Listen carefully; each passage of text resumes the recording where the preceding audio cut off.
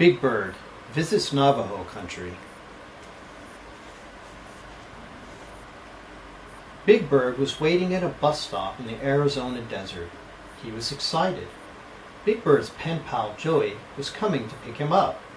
Joey was 10 years old and an American Indian. Joey and his family belonged to the Navajo Nation. A pickup truck rumbled down the dusty road. Joey waved his hat and yelled, "Yateh!" From Joey's letters, Big Bird knew that Yateh meant hello in the Navajo language. Joey, his sister, Sally, and their father stopped on the way home to show Big Bird a scenic view. "I'm so excited to be here with you all in Navajo country," Big Bird said. "We can herd sheep and plant corn and make jewelry and blankets and ride horses." "Whoa," said Joey with a laugh. "Slow down, Big Bird. There'll be plenty of time for everything." "Now it's time to look at the sunset," Sally added. "Oh," said Big Bird. For the first time he looked around. The sunset made the rock walls of the canyon look fiery red. "Wow," said Big Bird.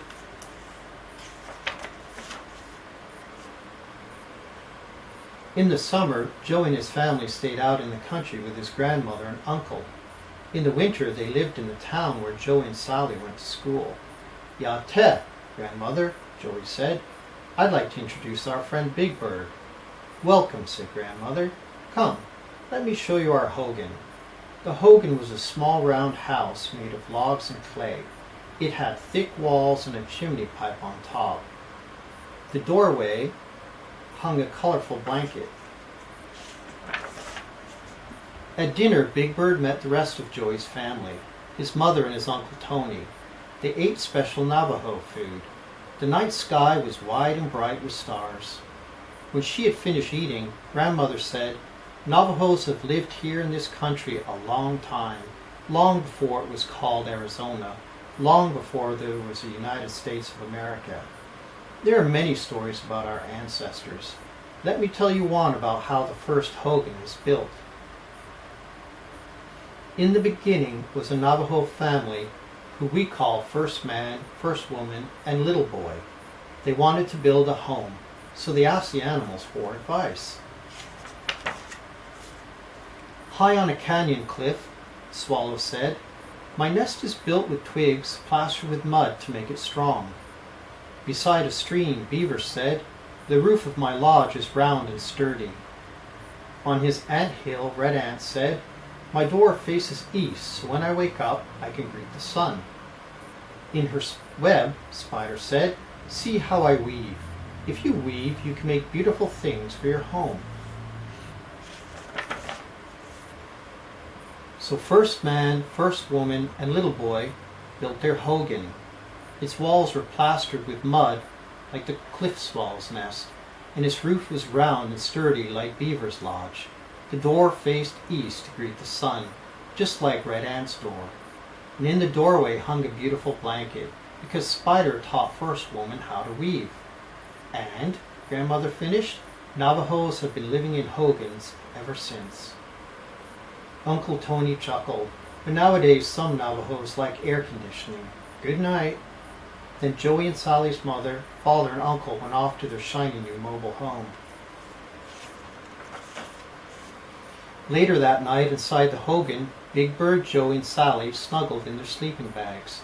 Big Bird whispered, "Can I help you herd sheep tomorrow?" Joey laughed softly.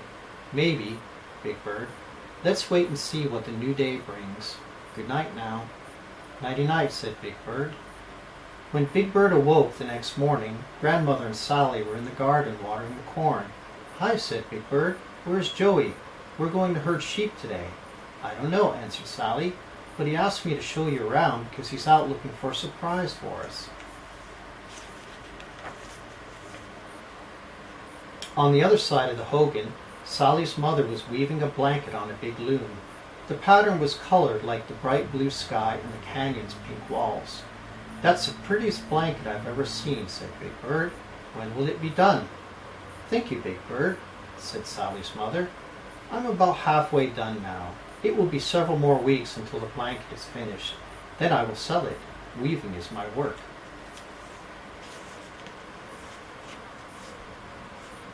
Next, Sally took Big Bird to see her father in his silversmith shop. Quietly and carefully, he was crafting a beautiful necklace of silver and turquoise. Then Sally and Big Bird went over to see Uncle Tony in the corral. Big Bird asked, "Did Joey go herding sheep without me?" "No," said Uncle Tony. "Every last sheep is right here with me. You and Sally are just in time to help with the shearing." "All right," said Big Bird. Uncle Tony gently cut the fleece from the sheep's back. "The sheep is getting a haircut," said Big Bird. "This fleece will be cleaned and spun into wool, yarn, then dyed," said Uncle Tony. "Joey's mother will weave the colored yarn into one of her blankets." "Neat," said Big Bird.